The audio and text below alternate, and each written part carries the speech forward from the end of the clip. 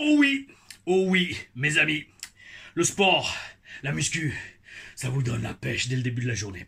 Oh oui, il est 7h15. Ouh, après une énorme séance d'épaule. Enfin, n'en remarque pas énorme parce que j'ai speedé. Oui, j'ai speedé pour pouvoir rentrer à temps pour faire la review d'NXT spéciale version ECW. Oh oui. Et donc, la tradition, après chaque séance de muscu, un bon chèque de 50 grammes de protéines par ISO Shark. Oh oui, Iron Shark Nutrition. Oh oui, refaire le plein de protéines après un gros entraînement bien congestionné d'épaule. À la vôtre, mes amis. Ouh, goût vanille. Ça, il est pas dégueu. Je préfère le goût choco quand même, mais goût vanille aussi, il passe très bien. Le bel esprit est là. Et commençons tout de suite la review de NXT qui avait lieu depuis Philadelphie, depuis l'ancienne ECW Arena. Alors mes amis, bon personnellement j'ai jamais été dans cette salle ni à Philadelphie. Non, c'était Pittsburgh. J'étais allé à Pittsburgh en 2012. Pour mars 2012, si je dis pas de bêtises, pour faire mes tests médicaux pour la WWE. À l'époque, il n'y avait pas encore le Performance Center. Et donc ouais, c'était un truc de fou les amis. On en parlera dans une TLR Stories où je vous décrirai tout le processus de signature, en tout cas la mienne, avec la WWE, toutes les différentes étapes et comment ça s'était passé. Mais ouais, pour faire simple, une fois que j'avais accepté verbalement le contrat qu'il m'avait offert par téléphone, c'était Johnny Ace, John Laurinaitis. Et ben en fait, une des étapes principales aussi du processus de signature, c'était de faire les tests médicaux pour vérifier qu'il n'y a pas de pépin avec le corps ou la santé ou même le cœur, enfin plein de choses comme ça. Et donc il m'avait envoyé à Pittsburgh, mais pas Philadelphie. Et Philadelphie, donc, c'était le lieu d'NXT d'hier soir. Alors, les petits coquinous, je vais pas dire les petits cachotiers, parce qu'en fait, il avait annoncé, mais j'avais pas fait gaffe que NXT avait lieu mercredi soir au lieu de mardi soir. Donc, moi, comme un gros, entre guillemets, débile, mercredi matin, je me lève tout content, je fais, allez, c'est parti pour NXT, c'est parti. Et là, je vois rien. Je vois, comme, je crois que c'est Sorinks, comme dans les commentaires, tu m'as dit, je crois que c'est toi, il me semble. Je m'attendais à trouver NXT mercredi matin et en fait j'ai vu le replay de celui de la semaine dernière et en effet moi ça m'a fait le même coup et donc j'étais un peu je comprenais pas trop, je me fais qu'est-ce qu'il y a un bug, qu'est-ce que je vais pas pouvoir voir NXT cette semaine et en fait non, après certains d'entre vous dans les commentaires m'ont dit non mais en fait NXT c'est ce soir, c'est mercredi. Pourquoi? Parce qu'il y avait les élections américaines mardi soir. D'ailleurs incroyable, ils ont pas eu besoin de 2 semaines cette fois-ci pour décompter les votes. Ok, j'allais dire bel esprit, tant mieux parce que en 2020 ça avait été un peu le BORDEL. Notamment parce qu'il y avait eu une maladie qui s'était répandue mondialement. Bref, donc dans tous les cas, NXT version ECW du 6 novembre 2024 en direct de Philadelphie de la 2300, c'est ça? 2300, est-ce que c'est le numéro de rue? Il me semble que c'est le numéro de rue. La 2300 Arena, anciennement arène ECW Arena. Et en fait, le truc de cette ECW Arena, elle a une vibe spécifique. C'est un peu comme la FCW Arena à Tampa. Alors elle est moins connue, ça c'est sûr, mais je peux vous dire les amis, croyez-moi, tout le roster qui a été à Tampa à la Florida Championship Wrestling, c'est-à-dire grosso modo, si je dis pas de bêtises, de 2008, ils ont commencé à être le territoire de développement de la WWE, jusqu'à 2013, la date où on est parti au Performance Center à Orlando. Et je peux vous dire que tous les catcheurs qui sont passés par là, la FCW Arena sur Dale Mabry à Tampa Arena, au croisement de Dale Mabry et de Gandhi Boulevard. Alors ça, bon, bien évidemment, ceux qui connaissent Tampa, vous allez connaître ces deux grosses avenues. C'était des avenues principales. Ce sont toujours des avenues principales de Tampa.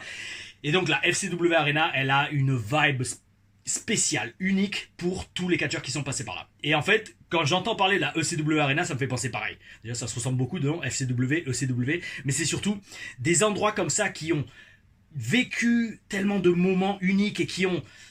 C'est comme si les murs sont imprégnés du catch en fait. Et je vous redis, FCW, chaque fois que j'y repasse à Tampa, je m'arrête devant cette salle. Alors maintenant, ils ont tout changé. Ils ont changé l'apparence, ils ont changé la peinture. Il n'y a même plus le logo, bien sûr, FCW, même si je crois que... Non. Vu qu'ils ont repeint le mur, on voit plus les marques des 3 lettres FCW. Mais je me souviens, j'avais posté une photo sur Instagram de cette salle. Et Corey Graves avait commenté en disant un truc du genre c'est vrai que cet endroit est rempli de souvenirs. Et ouais, et donc voilà. Donc pour faire simple, alors non seulement revoir, mais réentendre le thème ECW, mes amis, quel plaisir, c'est surtout pour moi, je veux dire, la ECW, ça a brillé deuxième partie des années 90, de 95 jusqu'à à peu près 99, je crois, ou 2000, c'est quand ils ont fermé leurs portes, il me semble, si je dis pas de bêtises, et moi j'avais baigné dans cette ambiance. Alors je pouvais pas le regarder à la télé directement en France, non, c'était pas diffusé, mais je le suivais à travers les magazines, à travers un peu internet, le peu d'internet qu'on avait à l'époque, fin des années 90, début 2000, et bien évidemment surtout acheter toutes les cassettes de catch, les VHS, les cassettes, le tape trading, les cassettes des pay-per-view ECW, c'était énorme de pouvoir mettre la main dessus à l'époque. D'autant plus que je me souviens, j'étais allé aux États-Unis, c'était en 2000. Ouais, c'était en 2000, c'était avec le lycée. En seconde, j'étais seconde ou première, je sais plus. Parce que je faisais anglais renforcé. Justement par rapport au catch, pour apprendre l'anglais. Alors, mes amis, si vous voulez faire du catch, apprenez l'anglais, c'est la base. Et donc, j'avais passé 10 jours, je crois, dans une famille là-bas, à côté de New York. Et j'étais trop content d'avoir pu mater le vendredi soir. Ça passait ECW à la télé. J'étais comme un ouf. J'avais maté Raw. Je pense. Attendez que je dise pas de bêtises. Je crois que c'était la semaine. Que je dise pas de bêtises. Est-ce que c'était la semaine où la WCW avait été rachetée par Vince? Donc ça aurait été début 2001. Je crois bien. Je crois bien que c'est ça, de mémoire. J'avais été aux États-Unis la semaine où Vince avait racheté la FCW. La WCW. Enfin bref, ça pour dire, j'avais été super content de voir ECW en direct aux États-Unis et réentendre le thème Extreme. Ils ont pas dit Championship Wrestling, je dis Extreme. J'ai fait gaffe, ça aussi dans la petite vidéo d'ouverture du show. C'était super, très nostalgique, mes amis. Oh oui, oh oui. Et donc, qu'est-ce qu'on a eu lors de ce NXT version ECW? Alors, on a eu, dès le début, ça a commencé fort. Oh oui, un hardcore match, singles match entre Lola Vice, moi, et Jada Parker. Moi aussi. Allez, là, de toute façon, ça a été... Et Dawn Marie en arbitre. Moi, oh oui, oh oui. En fait, dès le début, je vous dis direct, dès que j'ai vu Lola Vice sortir, j'ai popé devant mon ordi à 5h du mat. Là, je fais, oh oui, bel esprit. Parce que franchement, Lola Vice, j'adore. Franchement, elle a le charisme, elle a le look, le physique, elle a le catch, elle a l'intensité, elle a le background. Yo. Si c'est pas une future...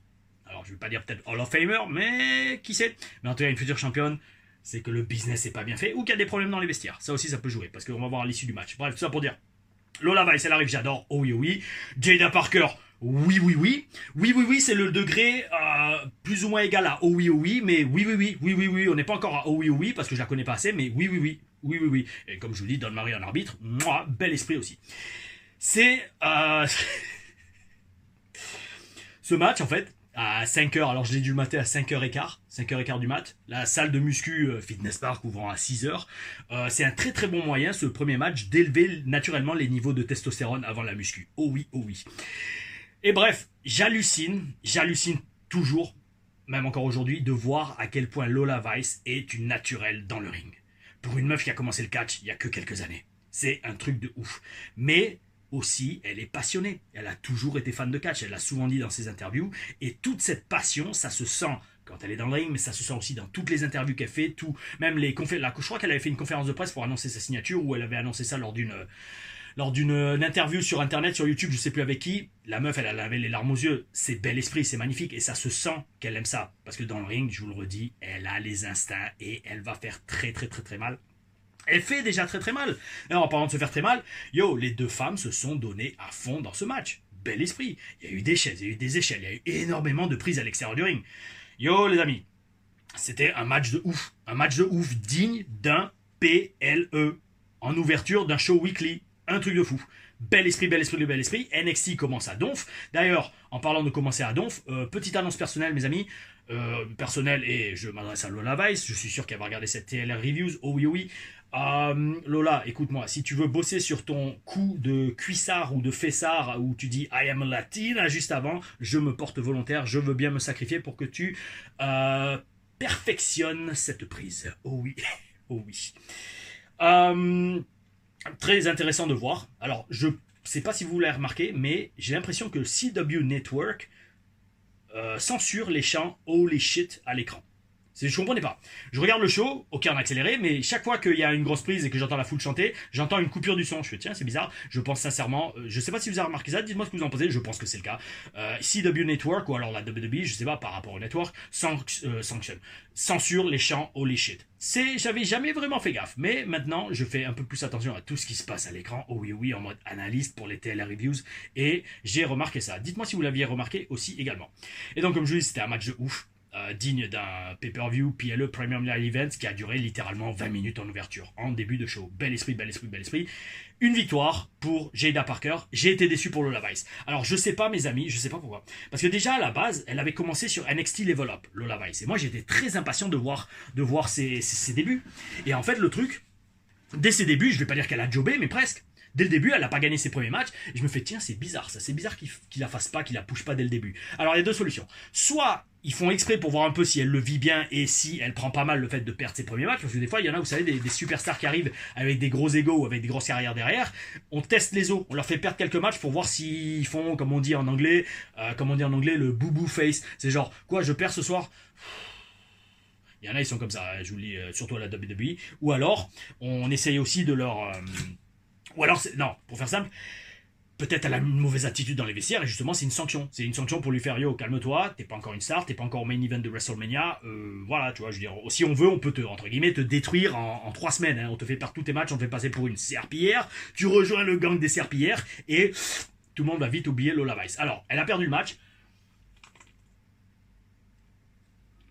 Ouh, à la vote, mes amis. Elle a perdu le match. Attention, Jada, ouais, c'est Jada Parker. Pas Jaina.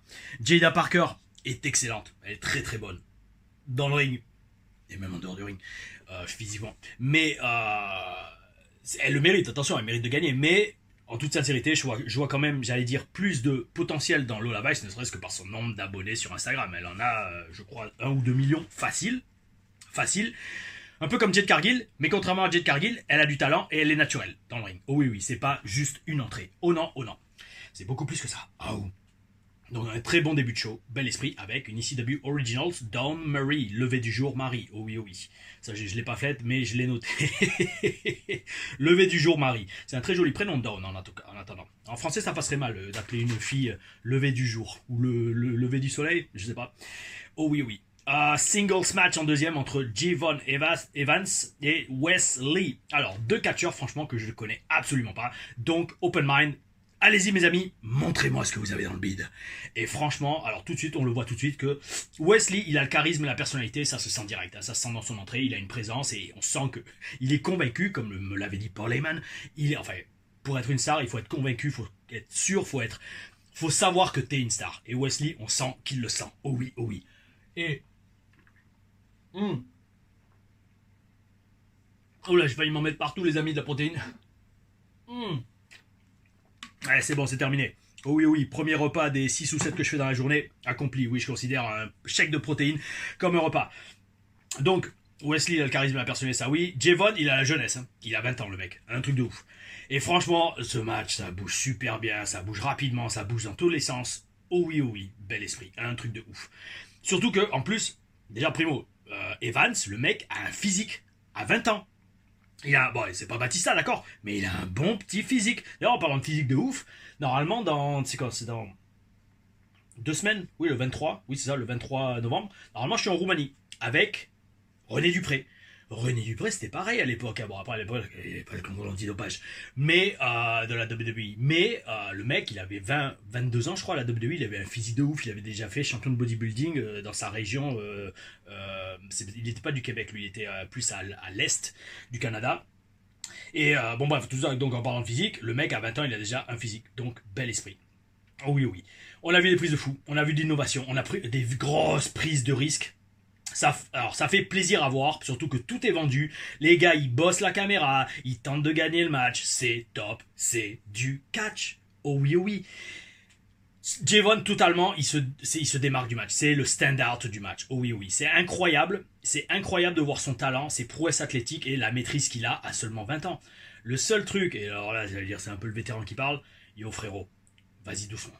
Vas-y doucement, mec, parce que t'as que 20 ans. Ton corps est encore très très jeune, vu les chutes, les bumps et les risques que tu prends à cet âge-là, comme on dit dans le vestiaire, ou même dans le ring, easy brother, easy. Ça c'est le genre de truc, si vous avez de l'expérience et que vous bossez avec des vétérans, je peux vous dire que si vous entendez le easy brother, easy, c'est qu'il y a quelque chose dans le ring qui se passe. Soit c'est trop stiff, soit c'est, oula, les coups ils sont un peu trop portés, donc yo, easy brother, easy. Ça je le dis souvent. Oh oui, oh oui. Surtout pour les coups dans la gueule. Ou proche du visage. Après, dans le dos, tout ça, là, vous pouvez y aller. Oh oui, oh oui. In-ring promo après ce match. Alors attendez, victoire. J'ai pas noté. J'ai pas noté qui a gagné. De mémoire. Oui, c'est avec le cutter. Je pense que c'est Evans qui a gagné, si je dis pas de bêtises. Oh, oui, oui. C'est vrai que je dis beaucoup oui, oui. Pourquoi? Parce que je speed tellement dans ces petites reviews maintenant d'une demi-heure que le oh oui, oui, c'est comme un point final. C'est pas grave, les amis. Je sais qu'il y en a un, il s'en est plein, il fait oui, c'est dérangeant de voir oh oui, oui. Après, techniquement, je pense pas que la foule soit dérangée quand il y a un yeah à la fin de chaque phrase de LA Knight ou what à la fin de chaque phrase de Steve Austin. Donc, allez, oh oui, oui, on va comparer. C'est un peu le yeah ou le what de Tom LaRufa. Ah, ou bel esprit. In-ring promo de Ava, qui s'appelle juste Ava, la fille de The Rock, Ava Maivia, qui annonce WWE Deadline le 7 décembre. Et alors là, je suis trop content parce que je vois enfin Robert Stone à l'écran. Mais surtout à l'écran, pas juste dans un segment backstage qui dure 30 secondes.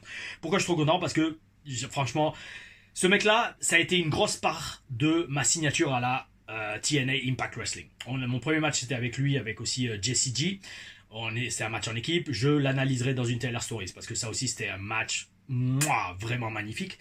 Tout, la promo, l'interaction, le match en lui-même était énorme. Et dès ce premier match, on a vu une telle alchimie avec ces deux autres gars, mais surtout moi et Robertson, parce qu'on était vraiment le même genre de personnage. Moi en heel, lui en babyface. Que on a accroché et dans les vestiaires on rigolait de ouf. Pourquoi? Parce qu'en plus il était très ami avec Danilo, qui est l'arbitre italien de la WWE. Danilo, comment il s'appelle? Danilo.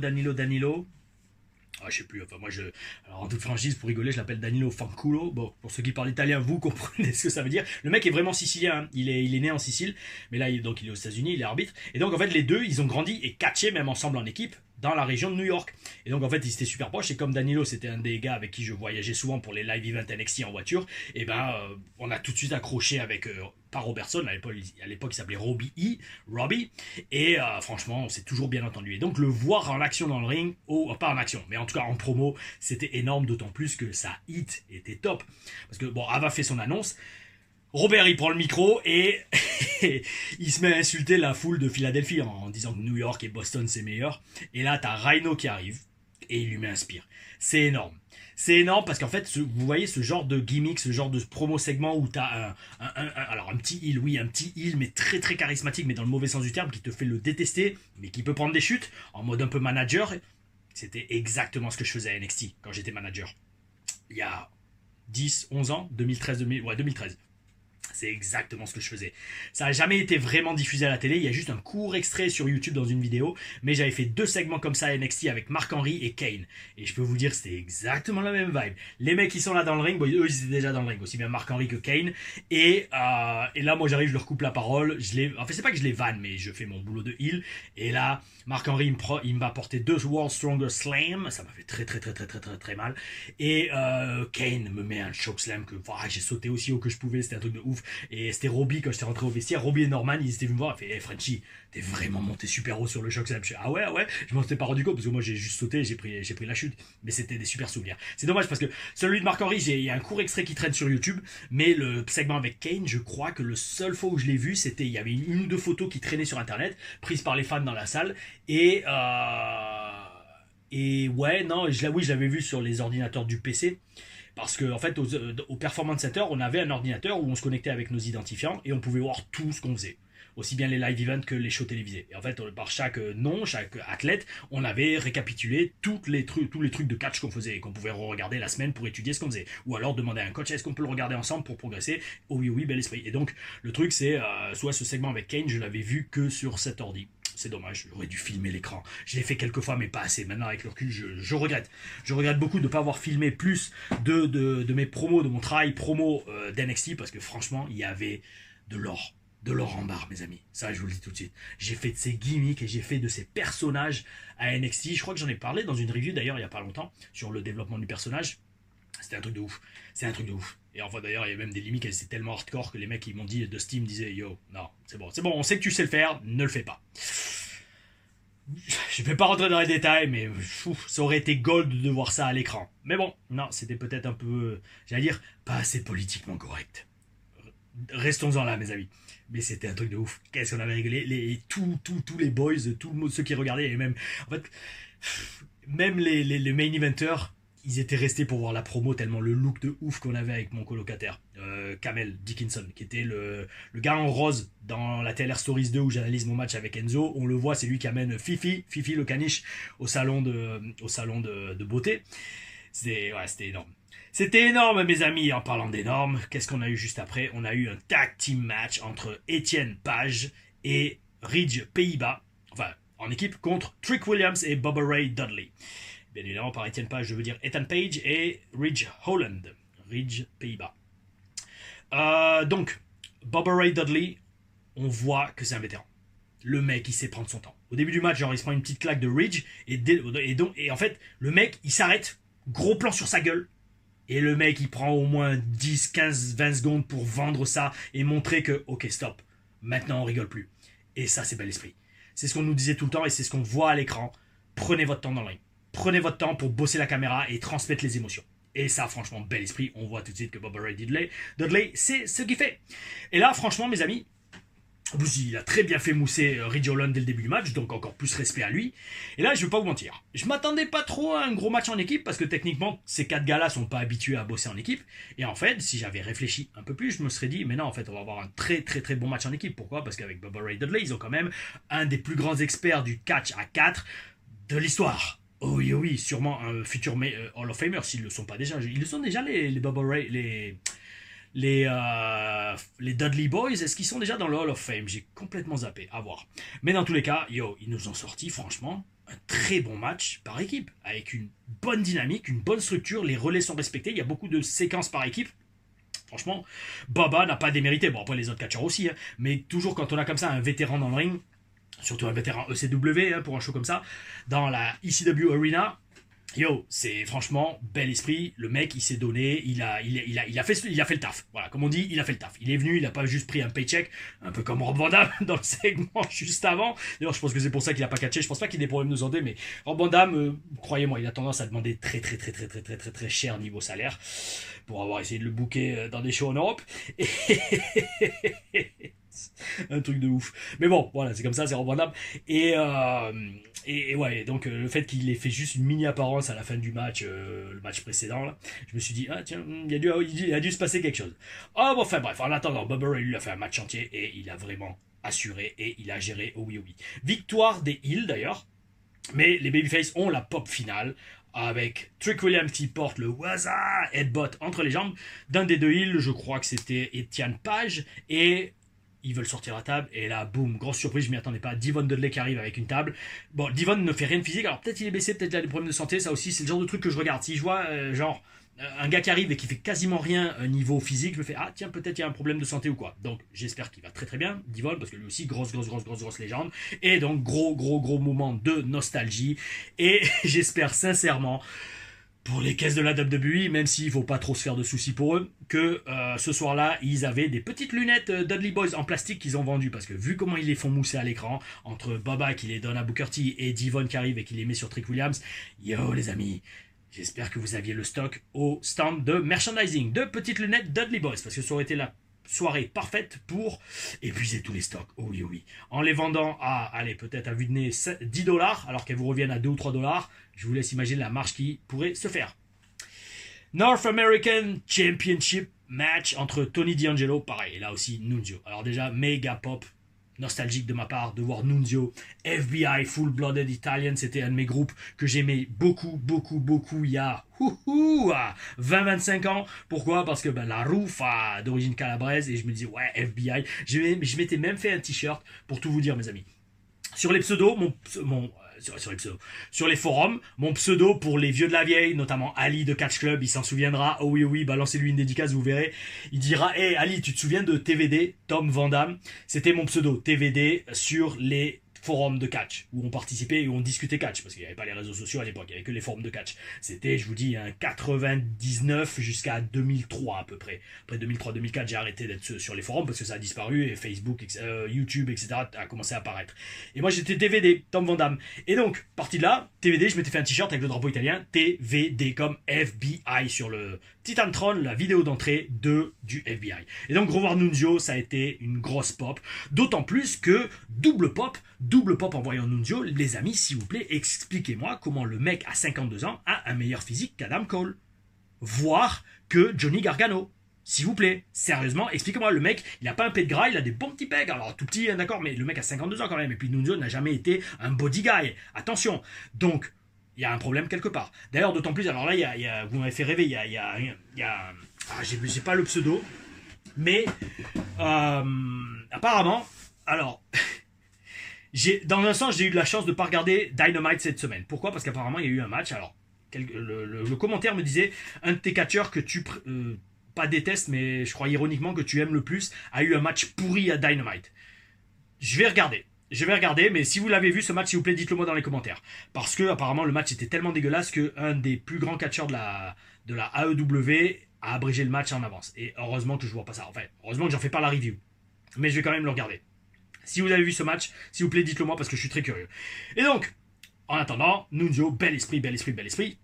Et ce match, même s'il est assez court, c'est tout simplement le vétéran contre le New Blood Italian au lieu du Full Blooded Italian.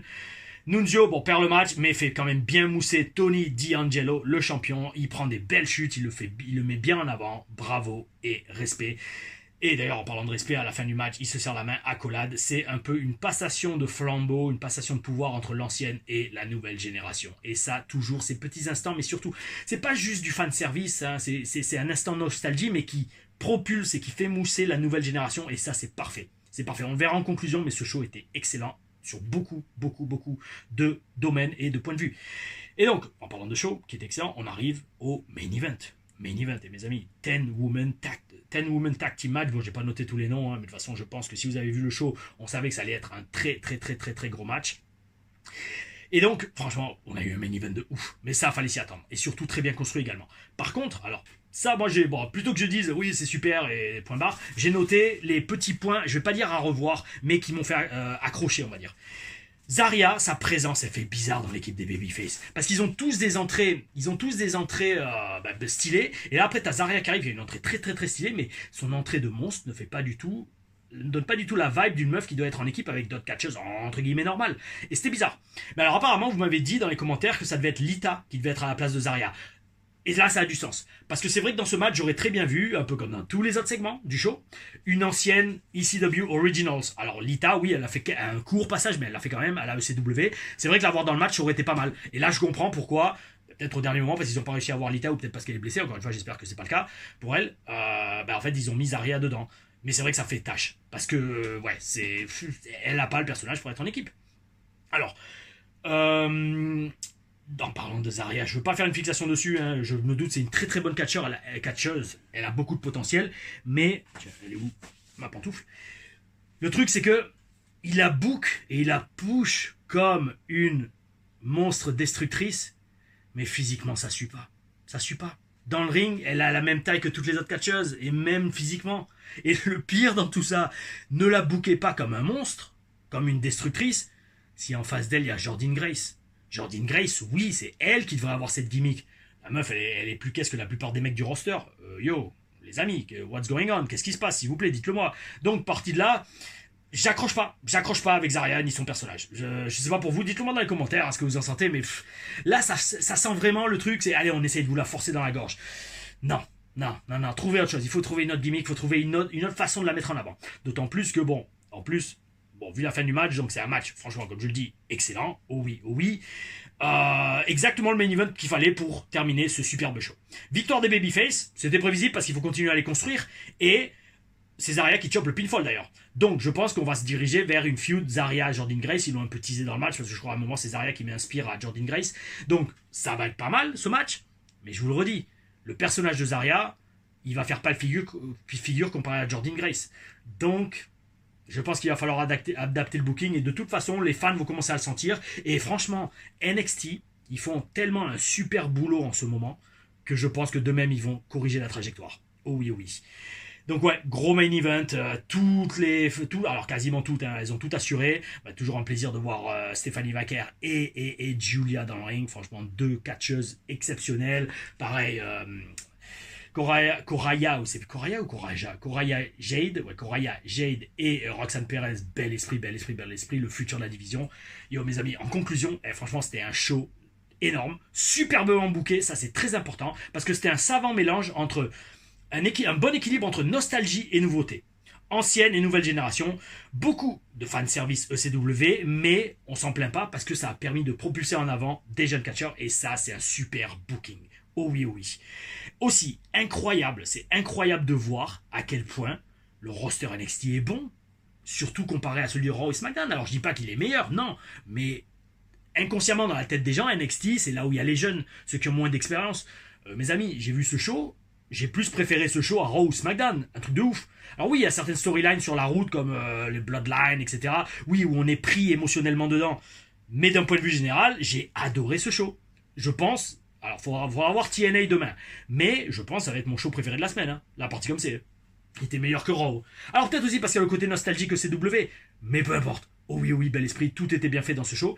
Et donc tout ça pour dire, ils font un super boulot au Performance Center. Respect à vous, aussi bien les élèves que les coachs. Parce que là, vous formez, c'est même pas la relève du catch, vous formez le catch tout simplement. Et même au niveau booking, Shawn Michaels fait un très très bon boulot. Est-ce qu'il fait un meilleur boulot que Triple H? Je ne le dirai peut-être pas encore. Faut que je vois un peu plus le produit NXT, mais là franchement j'ai adoré, ça fait 2 semaines d'affilée. Chaque fois que j'ai regardé NXT de toute façon ces derniers mois, j'ai adoré, donc bel esprit. Et enfin, dernier truc, alors comme ça je le redis parce que vous savez moi j'adore les femmes, respect total au féminin sacré, oh oui, sans vous on serait pas là.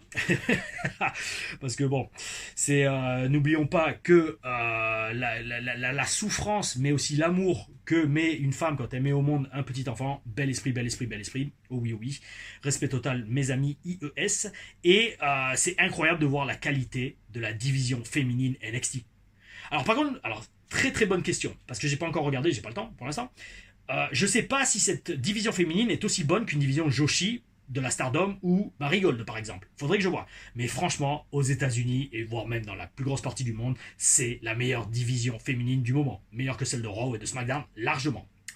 Mes amis, c'était NXT version ECW TLR Reviews de la deuxième, ouais, c'est ça, deuxième de la semaine. Décalé d'un jour, hein, parce que normalement NXT c'est le mardi, oui c'est le mardi soir, mais c'est pas grave, on l'a fait, on est fidèle au poste. 7h47, grosse performance, surtout qu'après on va attaquer une grosse journée. Il y a du gros qui arrive hein, sur la chaîne, hein, je vous le redis toujours, mais là mes amis, énergétiquement, on canalise les énergies, d'accord? Je vous annonce, si, c'est pas si, on va se débrouiller pour que ça arrive, mais si mes visions et mes projets se concrétisent, Tom LaRuffa va vous offrir un contenu internet que vous ne trouverez nulle part ailleurs mondialement. Point barre. Je vous le dis, mark my words. Mark my words. Ça va être un truc de ouf. Je vais y arriver. Je vais le faire. Ça sera peut-être pas sur YouTube, ça sera peut-être sur TikTok. Il faut que je trouve le bon format. Surtout que TikTok, c'est vertical, les vidéos. Donc, c'est relou. Mais franchement, ça va le faire, mes amis. Ça va le faire et vous allez halluciner. Vous allez halluciner. Immersion totale dans le catch. Bref, je prépare d'autres TLRAM. Et là, vous me faites rêver, les gars. En fait, c'est un truc de ouf. Chaque fois que je lance un sondage pour une TLRM, je sais déjà à l'avance quelle proposition va avoir le plus de votes. Là, parti comme ça va sûrement être le match. Il va donner des frissons. Un excellent match hein, pour lundi prochain. Voilà. Et un de ces quatre, enfin, c'est pas un de ces quatre. Je pense d'ici à la fin de la semaine, je vais filmer 9 nouvelles TLRM et chacune est exceptionnelle, mes amis. Ouh là là là là. Et en fait, je vais pas vous le dire parce que le problème, c'est que vous allez voter pour celle-là direct. Mais il y en a une. Ouh, il me tarde de la commenter. Hein. Il me tarde de le commenter ce match. Hein. Je vous en dis pas plus parce que quand je l'aurai commenté, peut-être je vous en reparlerai. Mais vous allez kiffer de ouf, kiffer de ouf. Et il va y avoir aussi le TLR POV. Ça aussi, ça va être un truc de ouf par rapport au show de la Rix. On a trouvé le bon format avec Alex d'Horizon Wrestling. Merci Amigo, encore une fois je te dis tout le temps merci, mais tu gères. Remerciez-le les amis s'il vous plaît dans les commentaires. Remerciez Alex Castillo d'Horizon Wrestling, il a son compte Instagram parce qu'il fait un super boulot pour les backgrounds et tout ça. Merci Amigo. On va aller loin ensemble, tu verras. Et donc là il y a POV TLR, il y a aussi l'interview avec Ulferman que je dois toujours éditer, que j'ai même pas encore commencé.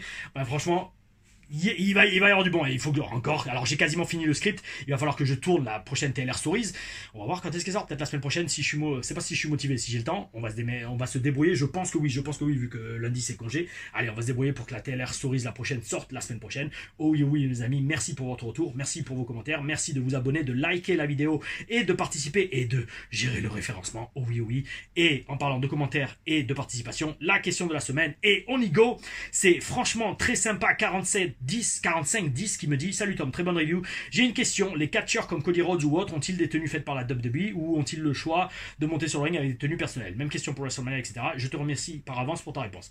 Franchement, amigo, je vais te dire tout de suite, 95% des cas, le catcheur choisit sa tenue, mais c'est vrai que s'il fait une tenue un peu trop extraordinaire, c'est mieux qu'il demande l'accord de l'office avant, sauf si le mec c'est un ultra main eventer qui a, entre guillemets, quasiment tous les droits et à qui, bien sûr, l'office ou Triple H fait totalement confiance. Parce que bon, si t'es Cody Rhodes, yo, t'as déjà tout ton look que les fans sont habitués à voir, t'as toutes tes figurines à ton image, t'es sur la couverture d'un jeu vidéo, du jour au lendemain tu vas pas te ramener avec un masque sur la gueule et un singlet pour cacher ton physique. Tu vois, je veux dire, au bout d'un moment, le mec il est pro, surtout un main eventer, surtout pour WrestleMania, il connaît son perso, il connaît son look, et il va rester dans cette vibe pour pas, entre guillemets, foutre en l'air tous les plans, notamment de marketing, tous les plans marketing mis autour de son personnage et de son look. Ça, c'est très important. La WWE, dans le contrat, je crois bien qu'elle est propriétaire aussi du look de ton personnage. Ça, c'est très important. Je crois. Il faudrait que je lise mon contrat. Je l'ai encore. Peut-être, j'en parlais, je vois, dans une TLR Stories. Bon, je vous lirai pas en détail parce que ça, je pense pas que légalement je peux le faire. Mais je vous montrerai le papier avec mon contrat WWE que j'ai encore. Et j'ai aussi le contrat TNA d'ailleurs. Mais, enfin, Impact à l'époque. Et oui, je crois que les copyrights, les droits déposés sont aussi posés sur le nom, bien sûr, mais aussi le look de ton personnage. Donc, tout ça pour dire, ouais, non, il y a un choix. Sauf si, encore une fois, bien sûr, c'est un personnage que l'Office veut spécialement. Par exemple, le Demon de Finn Balor, je sais que Triple H et Regal avaient quand même beaucoup participé avec Finn, avec Fergal, pour développer son look final quand il débutait en Demon à NXT en 2014. Ouais, 2014. Et pareil, un personnage comme tout ce qu'il y avait autour de The Fiend, yo, là aussi pareil, le truc, c'est que l'Office a sûrement dû faire des dessins en travail, en accord avec, c'est pas l'Office, c'est plutôt la division artistique, voire marketing de la WWE, a dû faire des croquis avant de lancer le personnage et dire vas-y, on veut que tu aies ce look, ou alors Bray est venu avec une idée du look et il a dû attendre d'avoir le feu vert de l'Office pour faire sa tenue. Mais voilà, mais ça c'est seulement 5% des cas. Dans 95% des cas, tu es libre de faire la tenue que tu veux. Moi à NXT, personne m'a jamais dit fais cette tenue plutôt que d'autres.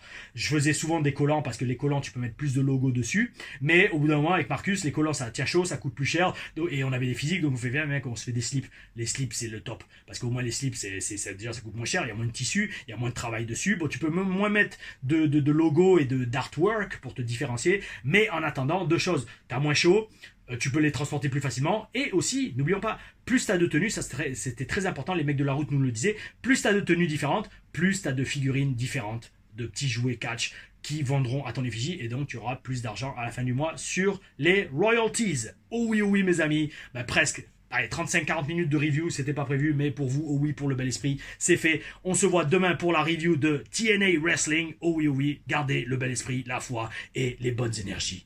À demain.